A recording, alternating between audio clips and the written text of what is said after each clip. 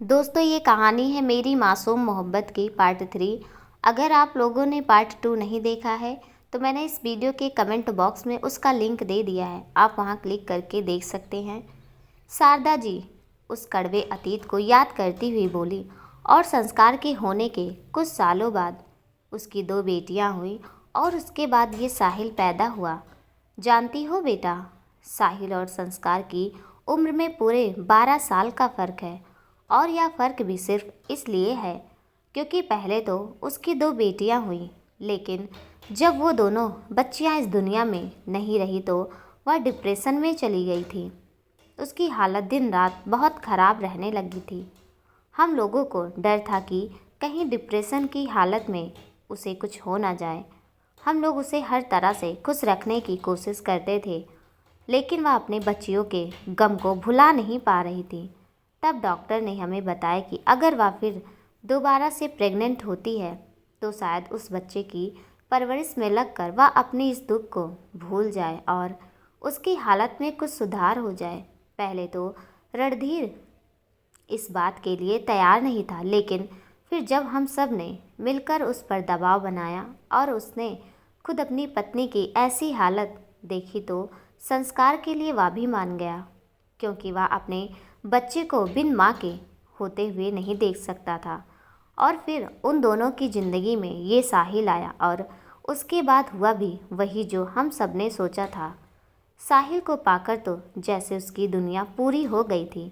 वो साहिल की परवरिश में ऐसी मगन हो गई कि अपनी दोनों बेटियों के दुख को भूल ही गई। वह पूरी तरह से ठीक हो गई थी और घर में भी सामान्य रूप से रहने लगी थी। लेकिन हमें क्या पता था कि यह सिर्फ ऊपरी तौर पर है। उसके दिल का वो जख्म आज भी उतना ही गहरा और ताज़ा है जितना कि उस वक्त था। कहते कहते वो चुप हो गई। सुहानी उनके चुप होते ही बोली, लेकिन इस सब से हमारा क्या कनेक्शन है दादी माँ? शारदा जी अपनी आंखों में आए हुए आंसुओं को पोंछते हुए बोले, बताती हूँ बेटा।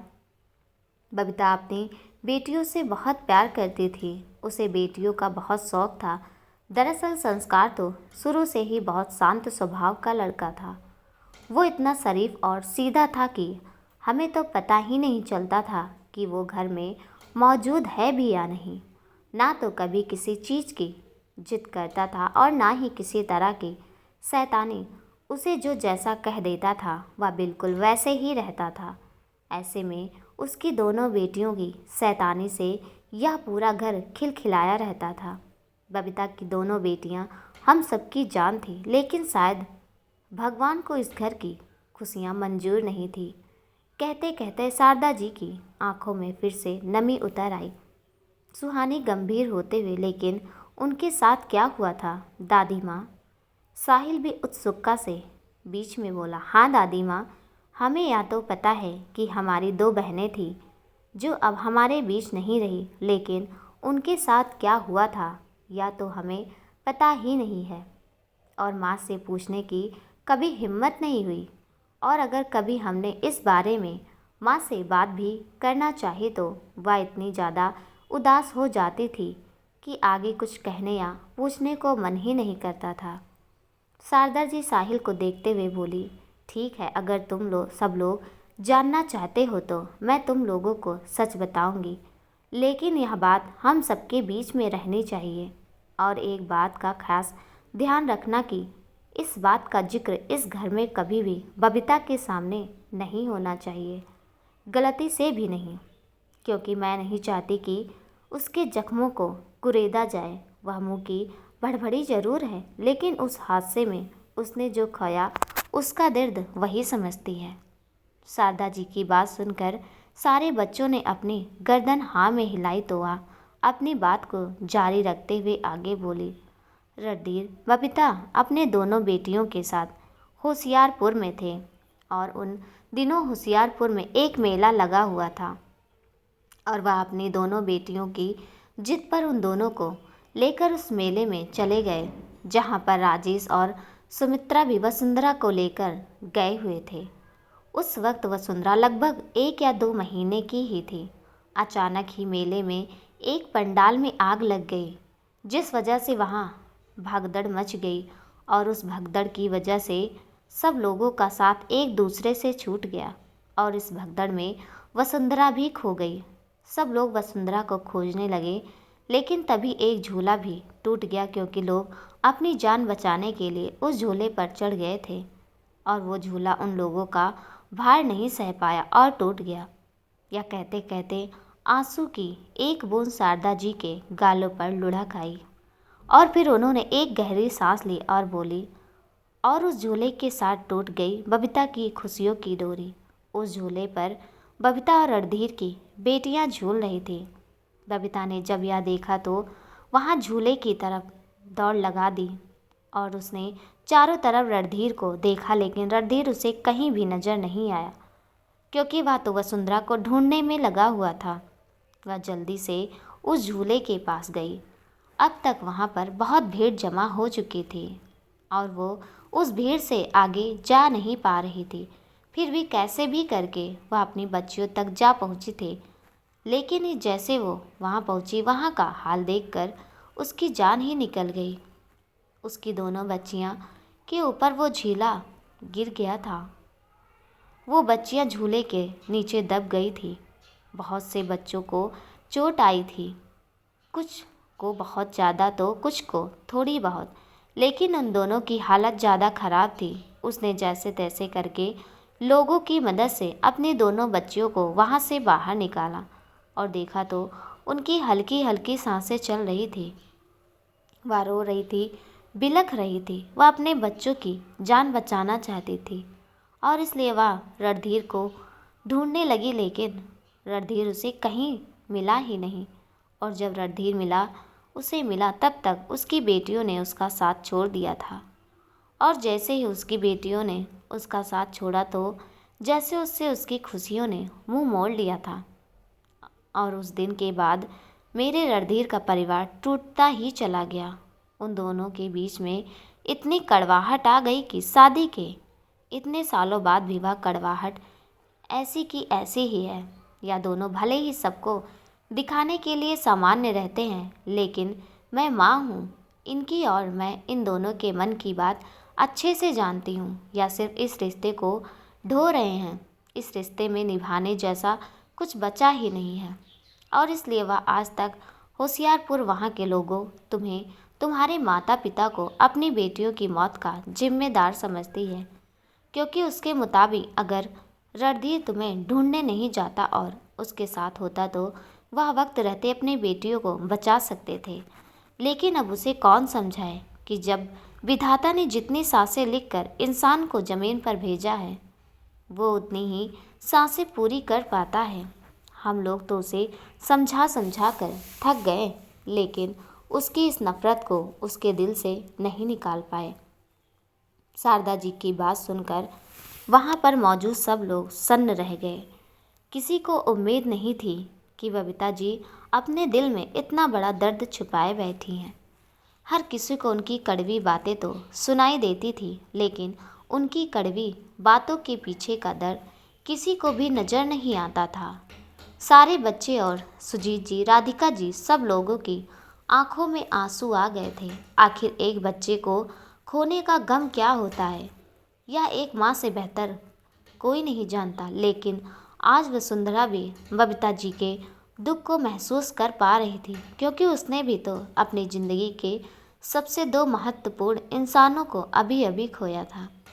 इसलिए उसे बबीता जी की नफ़रत खुद के लिए बिल्कुल भी गलत नहीं लग रही थी। वहाँ का माहौल काफ़ी गमगीन हो गया था, किसी से भी कुछ कहते नहीं बन रहा था। वसुंधरा और सुहानी की ज़िंदगी में तो उथल पुथल मची हुई थी। कुछ देर तो सब लोग ऐसे ही बैठे रहे, पर फिर काफ़ी देर बाद राधिका जी सबके लिए चाय बना कर ले आई और सबको चाय पिलाई।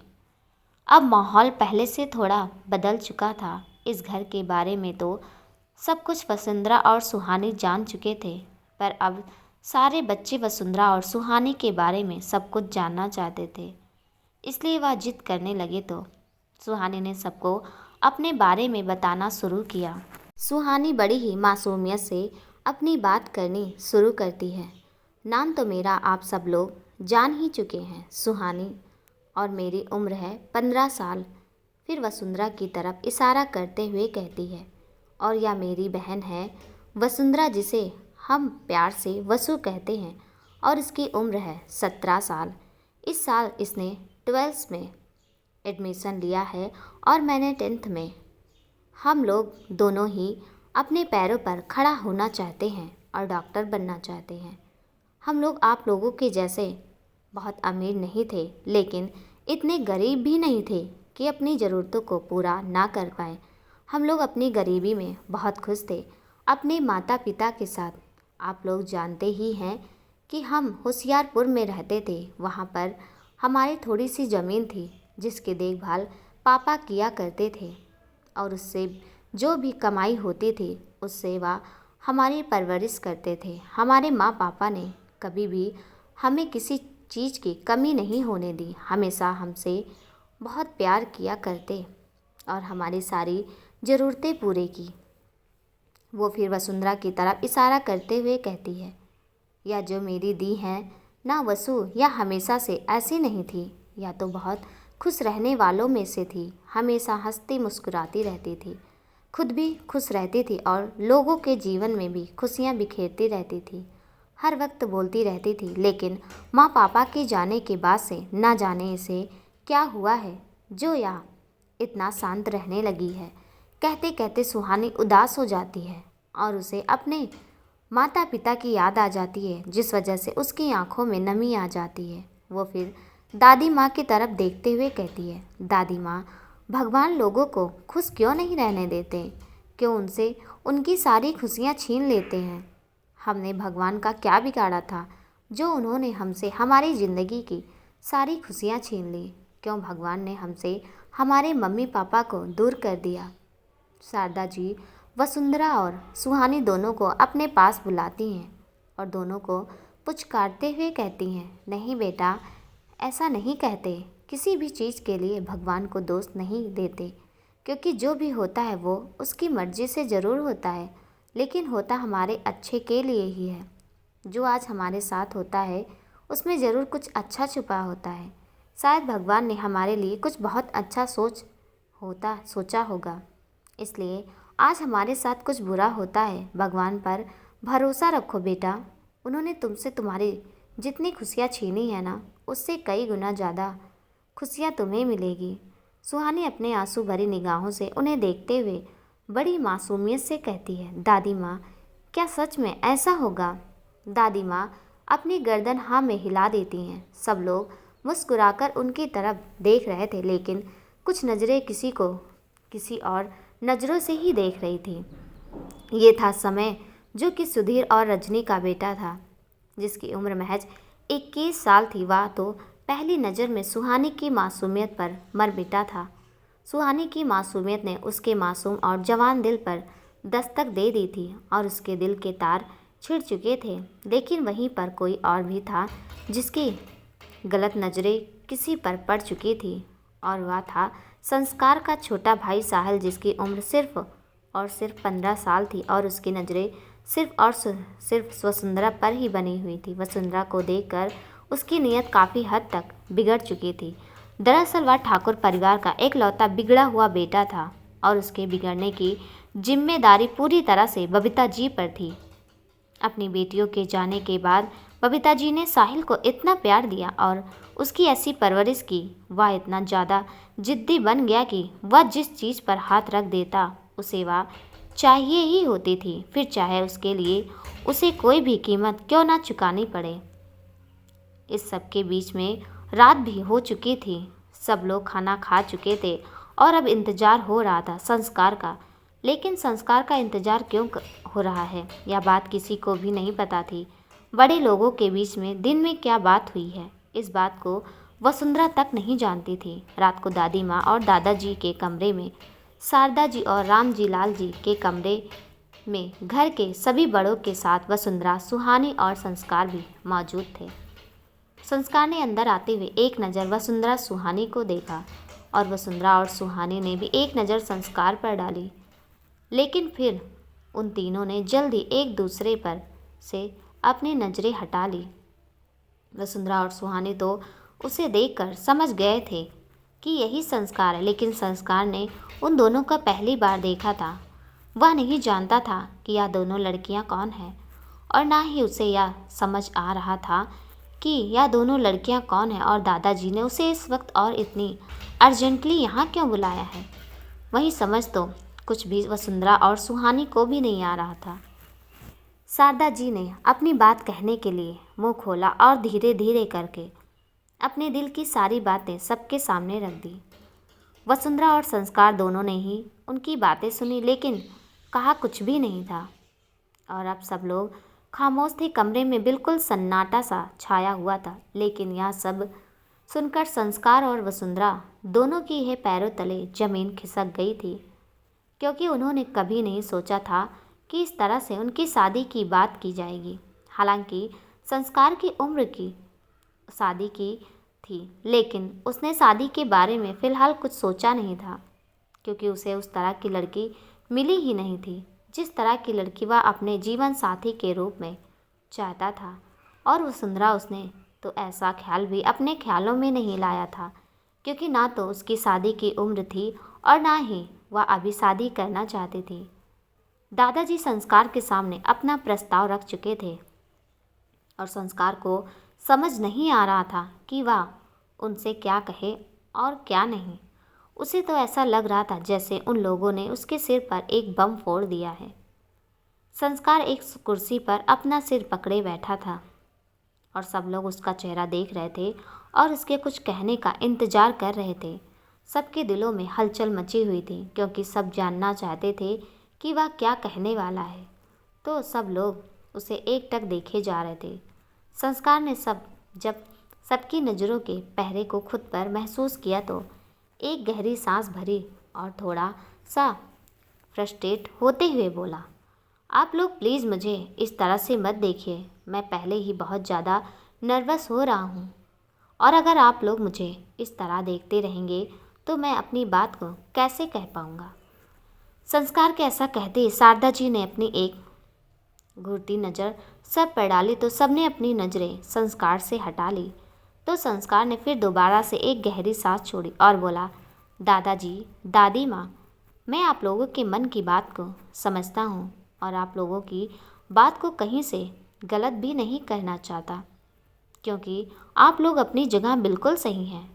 लेकिन आप लोग भी तो मेरी बात को समझिए। मैं इस शादी के लिए हाँ कैसे कर सकता हूँ। शारदा जी बड़े आराम से संस्कार से बोली, बेटा, जैसे सब लोग करते हैं ऐसे ही। ऐसा तो नहीं है कि तुम्हारी शादी की उम्र नहीं है। पूरे 27 साल के हो चुके हो तुम, और इस उम्र में तो तुम्हारे बच्चे भी हो जाने चाहिए थे, और तुम हो कि शादी के लिए ही मना कर रहे हो। संस्कार शारदा जी को समझाते हुए बोला, दादी माँ, आप मेरी बात समझने की कोशिश करो। ऐसा नहीं है कि मैं शादी नहीं करना चाहता और ना ही मैं शादी के लिए मना कर रहा हूँ, लेकिन मैं इस लड़की, मेरा मतलब क्या नाम है इसका, हाँ, धरा, मैं धरा से शादी नहीं कर सकता हूँ। वसुंधरा संस्कार के मुंह से अपना नाम धरा सुनकर हैरान रह गई।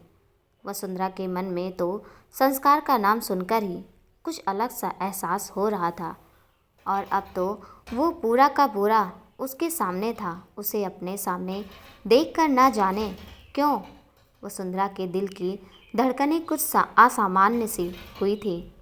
एक तो उसके कोरे मन में उमड़ते हुए ये एहसास, और फिर उस पर से ये शादी की बात। उसकी हिम्मत ही नहीं हो रही थी कि वो एक बार भी नज़र उठाकर उसकी तरफ देख भी ले। ऐसा नहीं था कि वह आज तक लड़कों से मिली नहीं थी या उनसे उसकी दोस्ती नहीं थी, लेकिन उसका रिश्ता लड़कों से सिर्फ दोस्ती तक ही सीमित था।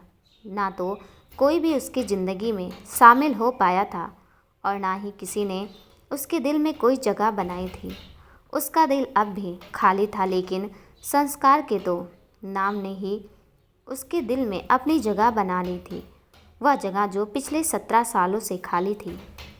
कुछ तो था संस्कार में और उसके नाम में, जो वो संस्कार की तरफ एक अनजाने मोह पास में बंधी खींची चली जा रही थी। उसका मन, उसका दिल उसके काबू में नहीं था। संस्कार क्या कह रहा था, वो तो जैसे उसे सुनाई ही नहीं दे रहा था और ना ही उसका मतलब समझ आ रहा था। अगर उसे कुछ समझ आ रहा था तो वो ये कि संस्कार जो भी बोल रहा है वह उसे बहुत ही मीठा लग रहा है। अपने माता पिता के जाने के बाद आज पहली बार उसका दिल मुस्कुराने और खिलखिलाने का कर रहा था। शायद उसकी मासूम से दिल में संस्कार के नाम की मासूम सी मोहब्बत जाग गई थी। आज उसे अपना नाम इस दुनिया में सबसे खूबसूरत नाम लग रहा था, क्योंकि वह संस्कार के मुंह से लिया गया था। और वैसे भी धरा नाम से उसे कोई भी नहीं बुलाता था। एक वो थी जो उसकी अनजान मोहब्बत में उलझी जा रही थी और एक वो था जो दुनियादारी से बाहर निकलना ही नहीं चाहता था। जहाँ इस वक्त संस्कार के चेहरे पर परेशानी के भाव थे, वही वसुंधरा के चमकते चेहरे से ही पता चल रहा था कि वह कितनी खुश है। लेकिन संस्कार का इन सब बातों पर कोई ध्यान ही नहीं था। वह तो अपनी रौ में बोले जा रहा था, हम दोनों ऐसे शादी कैसे कर सकते हैं दादी माँ। शारदा जी संस्कार के सवाल के बदले सवाल करते हुए बोली, वही तो मैं पूछ रही हूँ, संस्कार की क्यों नहीं कर सकते हैं। संस्कार को पहले तो समझ नहीं आएगी वह क्या कहे, और फिर वह एक बहाना लगाते हुए बोला, ना तो मैं इसे जानता हूँ और ना ही यह मुझे जानती है। जानना तो दूर की बात है, हमने तो एक दूसरे को देखा भी नहीं। आज पहली बार है और शायद अभी तक तो ढंग से देखा भी नहीं है। और आप चाहती हैं कि मैं इस लड़की से शादी करके इसके साथ ज़िंदगी भर के लिए बंध जाऊं। राम जी लाल जी सख्त होते हुए कहते हैं, संस्कार पहले के ज़माने में भी शादियां हुआ करती थी, वह भी एक दूसरे को बिना देखे और बिना जाने। संस्कार थोड़ा सा हिचकिचाया, फिर राम जी लाल जी से बोला, बिना एक दूसरे को देखे जाने पूरी ज़िंदगी कैसे बिताई जा सकती है दादाजी, हम दोनों कैसे खुश रहेंगे। राम जी लाल जी खुद को कुछ शांत करते हुए बोले, तुम्हारी दादी माँ और मेरी शादी भी बिना एक दूसरे को देखे हुई थी, तो क्या हम दोनों खुश नहीं हैं, या फिर हम दोनों ने अपनी ज़िंदगी एक दूसरे के साथ खुशी खुशी नहीं बिताई है।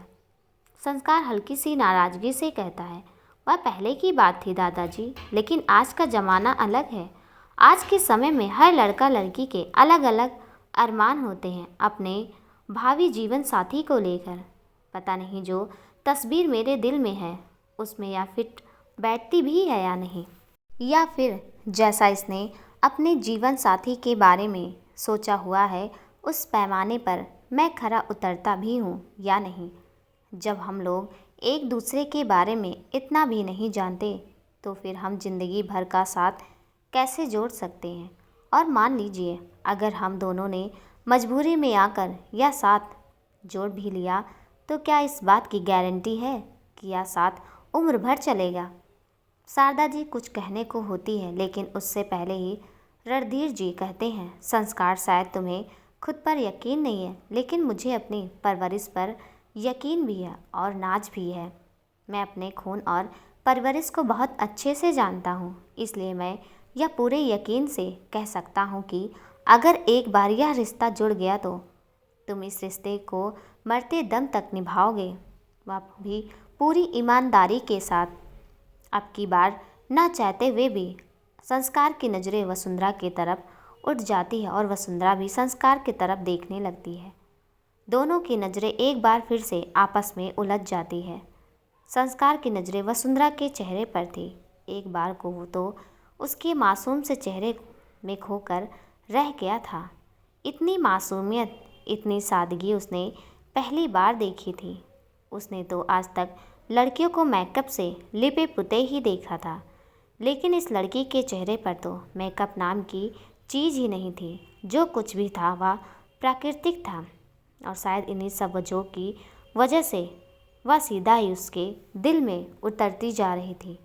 वहीं वसुंधरा तो इस उलझन में उलझी हुई थी कि संस्कार क्यों उससे शादी से इनकार कर रहा है। क्या वह उसे पसंद नहीं करता? क्या उसे उसमें कोई कमी नज़र आ रही है? संस्कार वसुंधरा को बड़े गौर से देख रहा था और उसे देखते हुए उसके दिमाग में कुछ खटका हुआ तो अब की बार संस्कार वसुंधरा को शक की नज़रे से देखते उसे सवाल पूछता है, धरा तुम्हारी उम्र कितनी है और तुमने पढ़ाई कितनी की है। वसुंधरा जो अब तक उसकी नज़र के शहर में जकड़ी हुई थी, जैसे ही संस्कार ने उसे सवाल किया तो वह हड़बड़ा गई। उसे समझ नहीं आया कि वह क्या जवाब दे और क्या नहीं, तो वह बस इधर उधर देखने लगी। तो संस्कार को गुस्सा आ गया और वह थोड़ा तेज आवाज़ में बोला, तुम बहरी या गूंगी हो या फिर इतनी बेवकूफ़ हो कि तुम्हें मेरा सवाल ही नहीं समझ आया। उसका यह सवाल सुनते वसुंधरा चौंक गई और बोली, जी। उसकी मिश्री सी मीठी आवाज़ सुनकर तो संस्कार के होश ही उड़ गए। पहले तो उसकी सादगी उसका चैन उड़ा ले गई थी, लेकिन अब उसकी आवाज़ ने तो उसके होश भी गुम कर दिए थे। लेकिन उसने जल्द ही खुद को संभाला और हल्का सा मुस्कुराते हुए बोला, मतलब ना तो तुम बहरी हो और ना ही गूंगी, तो अब जल्दी से मेरे सवालों का जवाब दो। दरअसल वसुंधरा ने तो संस्कार के सवाल सुने ही नहीं थे, तो वह क्या जवाब देती, इसलिए वसुंधरा फिर से ना समझी में बोली, जी। वसुंधरा का इस तरह से बार बार जी कहना उसे गुस्से दिला रहा था, लेकिन फिर संस्कार ने अपने गुस्से को काबू में करते हुए अपने दोनों हाथों में अपने वालों में फंसाया और ऊपर आसमान की तरफ देखते हुए बोला, या जी कहने के अलावा भी तुम्हें और कुछ आता है क्या। वसुंधरा अपना सिर झुकाते हुए बड़े ही धीरे से बोली, जी आता है। ये सुनते संस्कार ने अपनी नज़रें उसके चेहरे की तरफ की और हैरानी से उसे देखने लगा। उसे यकीन नहीं हो रहा था कि आजकल के ज़माने में भी कोई उसके जैसी लड़की हो सकती है, इतनी ज़्यादा मासूम।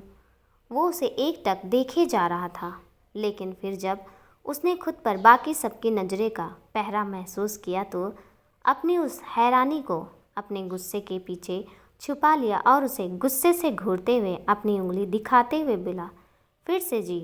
अगर अब की बार तुमने एक बार फिर और या जी बोला ना तो देख लेना, मुझसे बुरा कोई नहीं होगा। उस कमरे में किसी की मासूमियत और किसी की रौबदार शख्सियत के बीच में झगड़ा चल रहा था। वह दोनों अपने प्यार भरे झगड़े में उलझे हुए थे और बाकी सभी घर वाले उन्हें प्यार से मुस्कुराकर देख रहे थे। उन सबको उन दोनों के बीच एक अनजाना सा रिश्ता पनपता हुआ नजर आ रहा था, जिससे घर के सभी बड़ों के दिल में एक उम्मीद सी जाग गई थी कि शायद इन दोनों का रिश्ता जुड़ सकता है। लेकिन रजनी जी और बबीता जी के दिल पर तो उन दोनों को इस तरह से देखकर सांप लौट रहे थे। संस्कार ने वसुंधरा को देखा और थोड़ा सा सख्त आवाज़ में बोला, पहले तो तुम यह नज़रें उठाकर बात करो। तुम यहाँ पर कोई मुजरिम नहीं हो और ना ही यहाँ तुम्हें कोई सज़ा सुनाई जा रही है। जो तुम गर्दन नीचे झुका कर बात कर रही हो, गर्दन झुका कर वो लोग बात करते हैं जो गलत होते हैं। उसकी बात सुनते वसुंधरा ने जल्दी से अपनी गर्दन उठाकर नज़रें उसके चेहरे पर जमा दी, तो संस्कार ने हड़बड़ाकर जल्दी से उसके चेहरे पर से अपनी नज़रें हटाई और बोला, अब चुपचाप से सीधे सीधे मेरे सवालों का जवाब दो। पहले तो तुम्हारी उम्र क्या है और दूसरा तुमने पढ़ाई कहाँ तक की है। संस्कार ने सीधे सीधे शब्दों में उससे सवाल कर लिया था, क्योंकि अब वह ना तो उसके सामने ज़्यादा देर तक रहना चाहता था और ना ही उसे देखना, क्योंकि उसे लग रहा था कि अगर वह ज़्यादा देर तक उसे देखता रहेगा तो इस शादी से इनकार नहीं कर पाएगा। और वह इस शादी से इनकार इसलिए करना चाहता था क्योंकि कहीं ना कहीं उसे यह लग रहा था कि वसुंधरा उससे शादी नहीं करना चाहती है, और अगर वह उससे शादी करने के लिए हाँ कर भी रही है तो यह सिर्फ और सिर्फ मजबूरी है यहाँ रहने की। वसुंधरा ने संस्कार के चेहरे को देखा और आराम से बोली, जी मेरी उम्र है 17 साल और मैं 12th क्लास में हूँ। यह सुनते ही संस्कार के पैरों तले ज़मीन खिसक गई। वह बेयकीनी से अपने सारे सवालों और वसुंधरा को देखने लगा। उसे यकीन नहीं हो रहा था कि उसके घर वाले उसे इस तरह का काम करवाने के लिए भी कर सकते हैं। उसका चेहरा गुस्से से लाल हो गया और उसकी मुट्ठियाँ कस गई। आखिर वसुंधरा का जवाब सुनते ही संस्कार इतना गुस्सा क्यों हो गया, देखते हैं अगले भाग में। दोस्तों कहानी कैसे लगी कमेंट में ज़रूर बताइएगा, और कहानी का अगला भाग देखने के लिए प्लीज़ चैनल को सब्सक्राइब कर दीजिएगा, साथ में बेल आइकन भी प्रेस कर दीजिएगा ताकि मेरी आने वाली हर वीडियो का नोटिफिकेशन आपको मिल जाए। तब तक के लिए नमस्कार।